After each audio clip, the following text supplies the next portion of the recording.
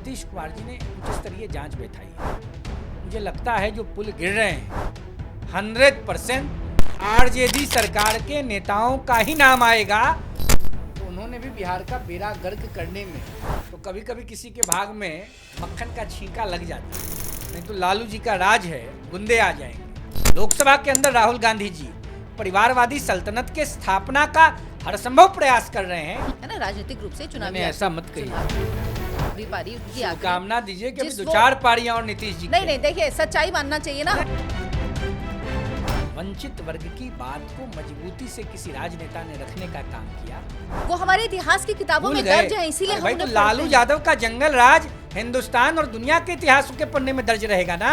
या 2013 में नीतीश कुमार का एनडीए छोड़कर जाना, जो आरजेडी के दोबारा रिवाइवल के लिए एक कहना चाहिए कि एक बहुत बड़ा गेम चेंजर साबित हुआ। उसी वजह से रिवाइवल हो गया आरजेडी का। अगर नहीं जाते तो शायद आरजेडी आज अपने आखिरी समय पे होती। गुंडा राज के प्रतीक चिन्ह के रूप में, लालू यादव के सबसे वरिष्ठ लेफ्टिनेंट के रूप में सैयद शहाबुद्दीन को ही याद किया जाएगा। यह बोलने में मुझे ना कोई भय है ना कोई गुरेज। नमस्कार व्यूवर्स, द अर्चना शो में आपका स्वागत है। हमारे साथ हैं रोहित कुमार सिंह, जो कि युवा चेतना मंच के अध्यक्ष हैं। बिहार से आते हैं, बिहार की राजनीति को बहुत अच्छे से बारीकी से समझते हैं। उत्तर प्रदेश में भी घूमते रहते हैं। पूर्वी उत्तर प्रदेश का खास तौर पर उनको अनुभव है, देश विदेश में घूमते हैं और राष्ट्रवादी विचारधारा के हैं।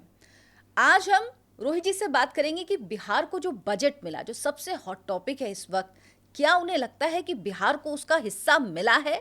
जो बात विपक्ष कह रहा है कि 2 ही लोगों को, आंध्र प्रदेश और बिहार, सिर्फ 2 लोगों को इस बजट में मोदी सरकार ने दिया है, बाकी पूरे देश को ये सरकार भूल गई है। तो क्या वाकई ये इल्जाम सही है? इसमें कुछ सच है या सिर्फ ये विपक्ष बातें बना रहा है? रोहित जी, बहुत बहुत स्वागत है आपका। बहुत धन्यवाद। रोहित जी, जो बिहार को बजट मिला 61,000 करोड़ का, ये बजट स्पेशल स्टेटस मांग रहे थे पहले नीतीश कुमार मुख्यमंत्री, वो नहीं मिला। उसके बाद उनको लेकिन खास मदद दी गई बिहार को। क्या इतनी मदद काफ़ी है बिहार के लिए? बिहार को जो चाहिए था वो बिहार को फिलहाल मिला है? देखिए, 100% बिहार एक समय बहुत ग्रोइंग स्टेट था इस देश का, लेकिन आज़ादी के बाद कांग्रेस की सरकारों ने 1975 के बाद बिहार का बेड़ा गर्क करना शुरू कर दिया। लालू प्रसाद यादव जब बिहार के मुख्यमंत्री के पद पर राज्य की जनता के विशेष अनुकंपा से आसीन हुए, के क्षेत्र में हर संभव प्रयास किया, और जब नीतीश कुमार जी के नेतृत्व में राज्य की जनता ने भारतीय जनता पार्टी के गठबंधन में बागडोर सौंपी, तो बिहार की आर्थिक सामाजिक स्थिति बहुत अच्छी नहीं थी। बिहार को जातीय आधार पर, धार्मिक आधार पर लालू प्रसाद यादव जी, उनकी धर्मपत्नी श्रीमती राबड़ी देवी जी, राष्ट्रीय जनता दल कांग्रेस पार्टी के गठबंधन की सरकारों ने बर्बाद करके रख दिया था। नीतीश कुमार जी ने भारतीय जनता पार्टी के गठबंधन की सरकार को आगे बढ़ाया और राज्य को प्रगति के पथ पर ले जाने का सदा प्रयास किया। बिहार की 14 करोड़ आबादी को उसके अधिकारों से वाकिफ कराने का प्रयास किया। बिहार में जो पिछड़ा था, दलित था, वंचित था, अति पिछड़ा था, महादलित था, नौजवान थे, छात्र थे, महिलाएं थीं, किसान थे, मजदूर वर्ग था, सबको समुचित रूप से एक खाका तैयार किया नीतीश कुमार जी ने, भारतीय जनता पार्टी की मदद से, राज्य की जनता के आशीर्वाद से, और उन्होंने बिहार को आगे ले जाने का प्रयास किया।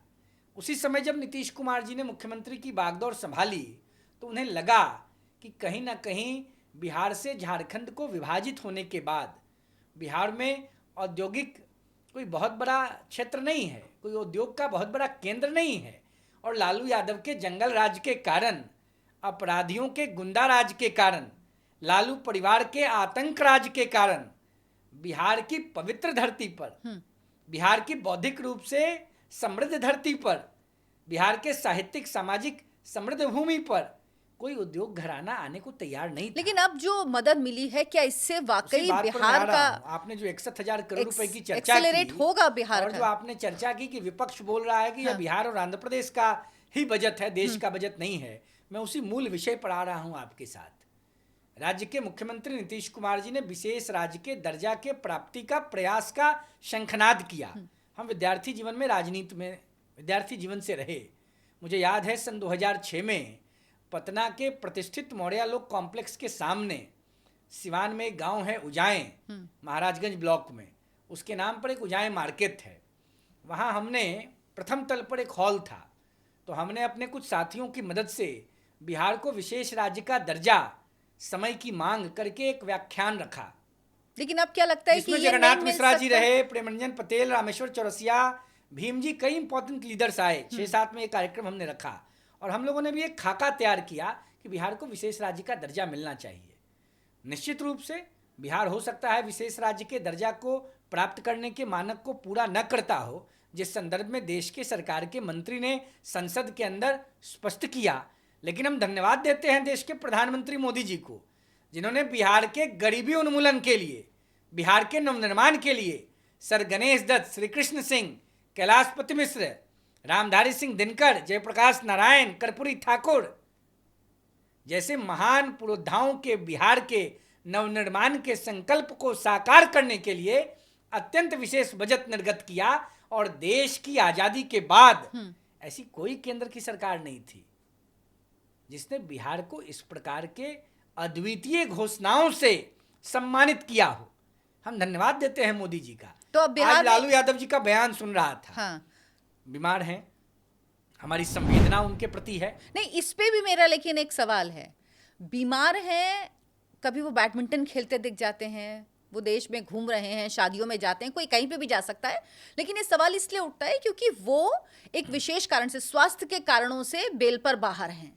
लेकिन जब जेल जाने की बात होती है तो वो बीमार हो जाते हैं और ऐसे वो ठीक रहते हैं, तो मन में तो सवाल उठेगा कि विशेष लोगों को विशेष सुविधा कोर्ट से भी मिलती है। लालू यादव जी बहुत बड़े कलाकार हैं। लालू यादव जी हमारे प्रमंडल के हैं, बल्कि हम उस प्रमंडल के हैं जहां राजेंद्र प्रसाद जैसी विभूति पैदा हुई और जहां लालू यादव जी जैसा जंगल राज का संस्थापक राजनेता का भी जन्म हुआ। वो गोपालगंज के रहने वाले हैं, मैं छपरा का रहने वाला हूं, और राजेंद्र प्रसाद जी का जन्म सिवान में हुआ। तो लालू जी तो अद्भुत हैं। पेट में दर्द हो जाता है जेल जाने के डर से, और जेल से निकलते हैं तो चार्टर प्लेन से बंबई पहुंच जाते हैं अंबानी साहब के छोटे सुपुत्र के विवाह में कई प्रकार के व्यंजनों का लुत्फ उठाने के लिए। लालू जी थोड़े फूदी हैं, खाना पीना उनको अच्छा लगता है। तो अंबानी जी के यहाँ खाना बढ़िया बना था, तो अब कैसे रोकते अपने आप को। उधर से घूम के आए तो अस्पताल चले गए 2 दिन आराम करने के लिए। अच्छा, आज अस्पताल से निकल रहे थे, या कल का बयान होगा या आज का बयान था, मैंने सुना। उन्होंने कहा कि नीतीश कुमार ने सरेंडर कर दिया, विशेष राज्य का दर्जा नहीं मिला। और एक तरफ आप देश की वरिष्ठ पत्रकार हैं, आपने कहा कि विपक्ष आरोप लगा रहा है कि यह बजट आंध्र प्रदेश और बिहार का है। नहीं, यही मैं तो जानना इसका मतलब इंडी गठबंधन के अंदर कॉन्ट्राडिक्शन है। बिल्कुल, यही इंडी मैं जानना गठबंधन चाह रही हूं। एकजुट नहीं है। लालू यादव जी बिहार के सवाल पर कहते हैं कि नीतीश कुमार ने सरेंडर कर दिया, स्पेशल स्टेटस नहीं दिला पाए, और राहुल गांधी की ब्रिगेड कह रही है कि यह बजट केंद्र का नहीं है, बिहार का बजट। तो अब लालू यादव तय करें भाई कि इंडी अलायंस में बिहार को लेकर एकता क्यों नहीं बन पा रही है। लालू जी से हम पूछना चाहते हैं, देश के आम नौजवान होने की हैसियत से और बिहार में पैदा लेने वाले एक आम व्यक्ति की हैसियत से, to the people, for the people, by the people, यही ना डेमोक्रेसी है। जनता के लिए, जनता का, जनता द्वारा। तो जनता की हैसियत से लालू जी से पूछ रहे हैं। 4 से 14 मनमोहन सिंह के सरकार के सबसे बड़े बजनिया लालू जी थे। मैंने बारात में बाजा बजता है ना, तो लालू जी सबसे बड़े बाजा बजाने वाले थे। वो तो अभी भी इंतजार कर रहे हैं राहुल गांधी को दूल्हा बनाने के लिए। तो एमपीए 28-29 था, 8 मंत्री, 9 से 14 4 एमपी था। झगड़ा कर लिए थे सोनिया जी से और एक अलायंस बना लिया था। उस अलायंस में चुनाव लड़े थे तो 4 ही सीट आई थी लालू प्रसाद जी को। तो लालू जी 4 से 14 काहे नहीं विशेष राज्य के दर्जा का राग अलापे, काहे नहीं अलापे, ये सवाल तो उठता है कि तब और नहीं अलापे तो बिहार को स्पेशल स्टेटस भी दिलाने में लालू यादव को सफलता क्यों नहीं मिल पाई। खाली मंत्री बने थे रेलवे में नौकरी देकर जमीन लिखवाने के लिए। राज्य की जनता पूछ रही है ना। घोटाले बिहार में लालू प्रसाद यादव ने किए हैं, लेकिन उसके बावजूद भी जो लास्ट विधानसभा का चुनाव था उसमें सबसे बड़ी पार्टी तो आरजेडी ही बन के आई। सबसे ज्यादा सीटें तेजस्वी यादव की पार्टी को ही मिली, लालू प्रसाद यादव की पार्टी को मिली। आखिर ऐसी क्या वजह है कि बिहार लालू प्रसाद यादव का वो एरा देखने के बावजूद भी उन्हीं की पार्टी के विधायकों को सबसे ज्यादा चुनता है? देखिए, मैं सामाजिक राजनीतिक क्षेत्र में काम करने वाला एक छोटा सा कार्यकर्ता हूं और मैं किसी राजनीतिक दल से संबंधित नहीं हूं, लेकिन गरीब और वंचित वर्ग के समग्र विकास और उत्थान के नियत के साथ राजनीति में आया हूं। पिछली बार जो बिहार का विधानसभा का चुनाव हुआ, जब सगे भाई आपस में लड़ जाएंगे तो नुकसान तो घर का ही ना होगा। तो भाई भतीजा, चाचा भतीजा, चचेरा भाई, मौसेरा भाई, ममेरा भाई, फुफेरा भाई में आपस की लड़ाई हो गई। तो जब लड़ाई होता है तो कभी कभी किसी के भाग में मक्खन का छींका लग जाता है। तो तेजस्वी यादव ज्यादा इतराए नहीं। अच्छा, इस बार परिवार एक रहा तो जाएंगे लालू नहीं? यादव जी नीतीश डबल डिजिट में नहीं जा पाए पार्लियामेंट के इलेक्शन में। और विधानसभा पिछली के बार चुनाव तो में जीरो था, जीरो से मैं फिर भी ऑन आ एयर गए। आपको बता रहा हूं, राघोपुर से चुनाव तेजस्वी यादव जी हार जाएंगे।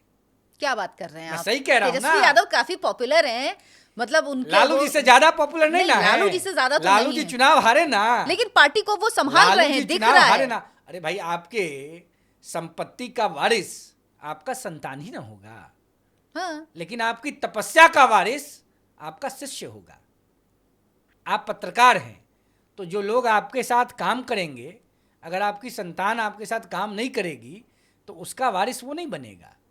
आप उसको 40 साल की पत्रकारिता सौंप के नहीं उसको पत्रकार बना सकती हैं। बिल्कुल सही बात। आपके साथ करने वाले आपके साथी जो पत्रकारिता के क्षेत्र में लगातार अनवरत आपके साथ काम करेंगे, वही आपके अनुभव को साझा करते करते, उसका लाभ लेते लेते पत्रकार बन सकते हैं। अच्छा रोहित जी, क्या नीतीश कुमार अब वापस नहीं जाएंगे आरजेडी के साथ? वो इतनी बार इधर उधर जा चुके हैं ना कि वाकई अब तो बड़े बड़े जो राजनीतिक विश्लेषक हैं वो भी भरोसा नहीं करते कि नीतीश कुमार बीजेपी के साथ रहेंगे। हालांकि बार बार वो कहते हैं, केसी त्यागी जी भी कहते हैं, जेडीयू के बड़े नेता हैं, लेकिन पता नहीं, मन में विश्वास नहीं होता। लगता किसी दिन सुबह एक खबर आएगी कि नीतीश जी अब आरजेडी के साथ हैं। देखिए, हम तो उस दौर में पैदा हुए जिस दौर में माताएं कहती थीं अपने बच्चे को, हालांकि मेरी माँ ने कभी नहीं कहा, मेरी माँ अंदर से बहुत मजबूत महिला है, मेरी माँ ने नहीं कहा, लेकिन माताएं कहती थीं। सभी माताएं मजबूत होती हैं, लेकिन माताएं फिर भी कहती थी। माँ का हृदय तो कोमल ना होता है, विचलित हो जाता है। बेटा जल्दी आ जाना, नहीं तो लालू जी का राज है, गुंडे आ जाएंगे। नहीं, गांव में सुनाया जाता था कि जल्दी आ जाए तो गब्बर आ जाएगा। मैं आपको बताती तो हूँ, लालू के गुंडे आ जाएंगे।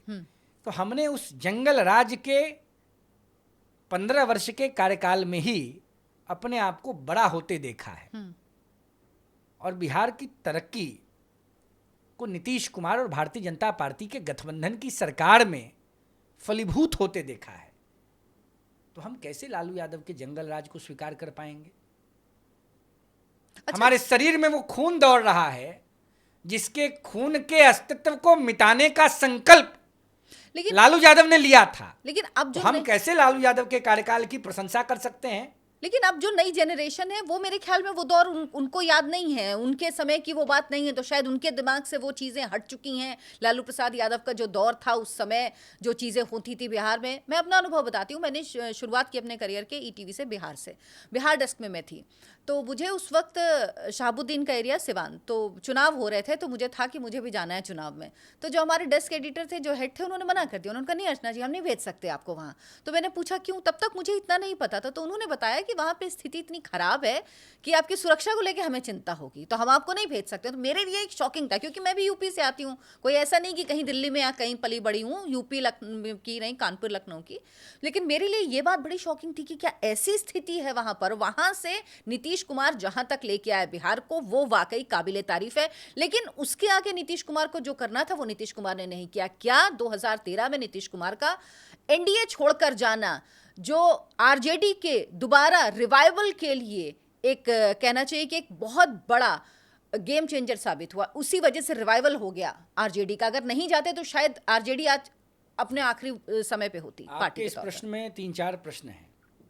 पहला तो मैं कोई ज्योतिषी नहीं हूं कि मैं कुंडली देखा हो मैंने नीतीश जी का उस कुंडली का गोचर क्या कह रहा है अरे नीतीश जी का कि गोचर तो रहेंगे कोई कि भी बता जाएंगे, देता है। ये हम नहीं बता सकते हैं, लेकिन नीतीश जी की जरूरत है बिहार को। और नीतीश कुमार बिहार को परिवर्तित करने वाले महायज्ञ के महानायक के रूप में अगले 100-200 साल, 500 साल, 1000 साल तक, जब तक ये धरती रहेगी, पूजे जाएंगे। ये कहकर मुझे नीतीश कुमार जी से कोई विशेष अनुकंपा की प्राप्ति की आकांक्षा नहीं है। मेरी आयु में और आदरणीय नीतीश कुमार जी की आयु में 40 वर्षों का अंतर है। शायद आपके इस YouTube चैनल के इस वीडियो को अगर नीतीश जी सुने तो उनके मन में मेरे प्रति कुछ प्रेम शायद उमड़ जाए, लेकिन मुझे पता नहीं है कि इसका मुझे लाभ मिलेगा या घाटा मिलेगा। लेकिन यह शाश्वत सत्य है कि बिहार को पुनः जीवित करने में अगर किसी राजनेता की आहुति सबसे ज़्यादा गई है तो वो नीतीश कुमार जी हैं। तो पहली बात तो बिहार को नीतीश कुमार की ज़रूरत है, इसमें कोई कॉन्ट्राडिक्शन नहीं हो सकता है। दूसरी बात, शहाबुद्दीन साहब अब जीवित नहीं हैं, महरूम हैं, तो उन पर टिप्पणी करना मुझे बहुत उचित नहीं लगता नहीं, है। वो छोड़ देते हैं। परंतु गुंडा राज के प्रतीक चिन्ह के रूप में, लालू यादव के सबसे वरिष्ठ लेफ्टिनेंट के रूप में सैयद शहाबुद्दीन को ही याद किया जाएगा। यह बोलने में मुझे ना कोई भय है ना कोई गुरेज है।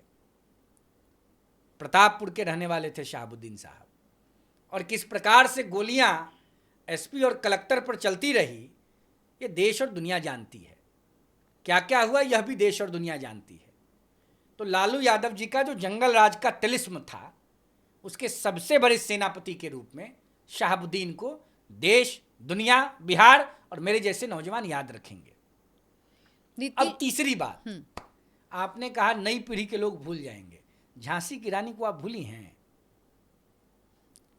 भगत सिंह को भूल गई, चंद्रशेखर आजाद को भुला दिया आपने। नहीं, लेकिन ये भी सच है राम ना कि प्रसाद बिस्मिल, अशफाकुल्ला खान, बटुकेश्वर दत्त वो हमारे इतिहास की किताबों भूल में गए। दर्ज है, इसीलिए हम भाई तो उन्हें लालू पढ़ते हैं। यादव का जंगल राज हिंदुस्तान और दुनिया के इतिहासों के पन्ने में दर्ज रहेगा ना।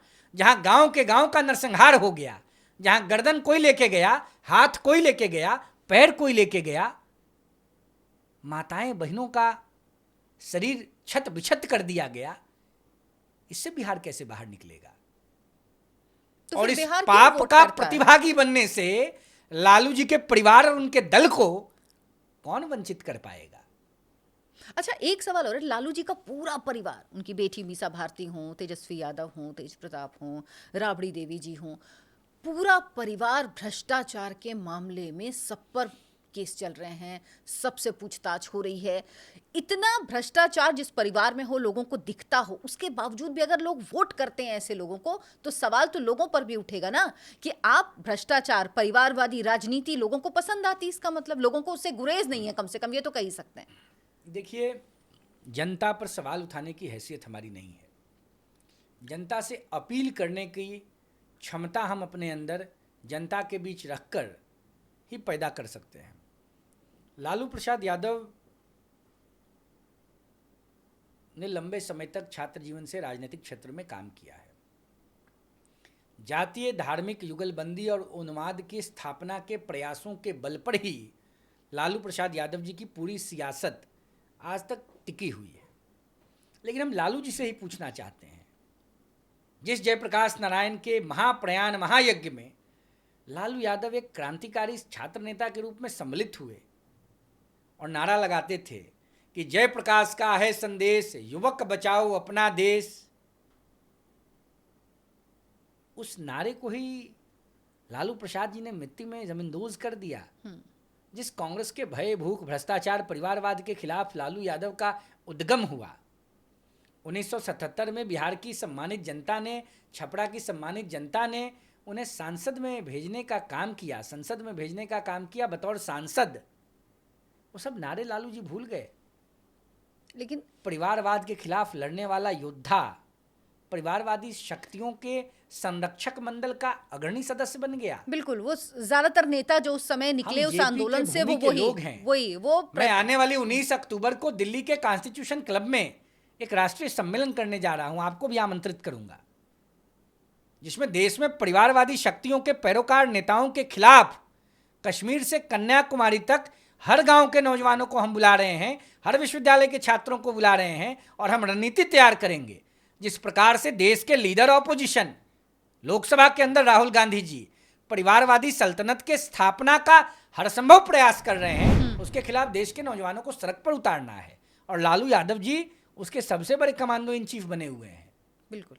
अच्छा, जमींदोज होने की बात आपने की, लेकिन बिहार में अभी जो हाल चल रहा है, हर दूसरे दिन चौथे दिन में एक पुल गिर रहा है। भ्रष्टाचार इतना है क्या कि पुल पे पुल गिरते जा रहे हैं? आप किस तरह से विकास करेंगे और किस तरह से नीतीश कुमार अपनी जिम्मेदारी से बचेंगे? उनके राज में ये सब हो रहा है ना, जवाब तो उनको देना पड़ेगा। राज्य के मुख्यमंत्री नीतीश कुमार जी ने, ईश्वर की इच्छा रही होगी, 2 बार लालू जी के परिवार के लोगों को, उनके दल को, उनके कार्यकर्ताओं को, उनके नेताओं को अपने साथ सरकार में शामिल किया। डेब्यू हो गया लालू जी की 2nd जनरेशन का राज सत्ता में, और वो क्रेडिट नीतीश कुमार को ही जाता है। 100% नीतीश कुमार जी को जाता है। तो मुझे लगता है जब माननीय मुख्यमंत्री जी ने शायद अभी कुछ जांच बैठाई है, हम लोग तो सिस्टम के पार्ट हैं नहीं, तो हम लोग बहुत अंदर तक की बात जानते नहीं हैं, लेकिन जो अखबारों में, चैनलों में, राजनीतिक कार्यकर्ताओं से संवाद के क्रम में जो हमें पता चला है, नीतीश कुमार जी ने उच्च स्तरीय जांच बैठाई है। मुझे लगता है जो पुल गिर रहे हैं 100% आरजेडी सरकार के नेताओं का ही नाम आएगा मंत्रियों के रूप में, जिनके कार्यकाल में ये पुल बनना शुरू हुआ होगा और उन लोगों ने कहीं ना कहीं कोई बड़ी गड़बड़ी की होगी। 100% नहीं तो जिम्मेदारी, लेकिन इसमें तो मुख्यमंत्री की होगी ना। आप कैसे मुख्यमंत्री किस तरह से जिम्मेवारी तय करेंगे? नहीं, बिल्कुल जिम्मेवारी तो एजेंसी की होगी, नहीं, सम्मिलित अधिकारियों की होगी, उनकी होगी, मंत्रिमंडल में बैठे मंत्री की होगी। नीतीश कुमार जी तो जब विश्वास करते हैं तो पूरा करते हैं। देखिए नीतीश कुमार जी, और जब नीतीश कुमार जी को लगा, पता चला कि पुल में, सड़क में पैसा लिया जा रहा है, तेजस्वी जी के इर्द गिर्द के लोग ले रहे हैं, तो नीतीश जी ने नमस्ते कर दिया। बिल्कुल। देखिए नमस्ते करके निकल आए। आपको तो पता ही है ना, विधानसभा में भी उन्होंने कहा। नीतीश कुमार जी के संग एक चीज है कि उनके ऊपर भ्रष्टाचार और परिवारवाद दो आरोप लग ही नहीं सकते, कोई कहीं से चिपका नहीं सकता। 13 में 14 के लोकसभा चुनाव में जब नीतीश कुमार जी के दल ने खराब प्रदर्शन किया, तो नीतीश कुमार जी ने नैतिक जिम्मेवारी लेते हुए मुख्यमंत्री के पद को छोड़ दिया। जब पद छोड़ा तो जीतन राम मांझी ने पद ही छोड़ने से मना कर दिया। लोगों को लगा कौन आएगा मुख्यमंत्री के रूप में, और समाज के अंतिम व्यक्ति मांझी जी को बनाया। मांझी समुदाय के वरिष्ठ राजनेता आदरणीय जीतन राम मांझी जी को मुख्यमंत्री की कुर्सी पर बैठाया। दशरथ मांझी का नाम आपने सुना है, उनके वंश के हैं। हाँ। तो ये है नीतीश कुमार की राजनीति। और लालू यादव को जब पुलिस की वर्दी देखकर डर लगने लगा जेल जाने से, तो मुख्यमंत्री के कुर्सी पर किसको बैठाया? अपनी पत्नी राबड़ी देवी जी को, आदरणीय वो तो श्रीमती राबड़ी जी को। जबकि उस समय बड़े बड़े नेता थे आरजेडी। देखिए देखिए फर्क देखिए ना, क्यों बिठाया? क्या होता है कि आपकी पत्नी को आपने बिठाया ना, तो आपको पता है जब आप वापस आओगे तो पद खाली हो जाएगा। फिर जब नीतीश कुमार जी ने कोशिश की तो जीतन राम मांझी जी ने पद छोड़ने से इनकार कर दिया। सारी कुछ हुई है ना, ये सब कहानियां चली। और मांझी जी नीतीश जी कोई अलग नहीं है, सब लोग मिलकर बिहार की प्रगति का प्रयास कर रहे हैं। और माननीय मोदी जी की विशेष अनुकंपा बिहार को लेकर है।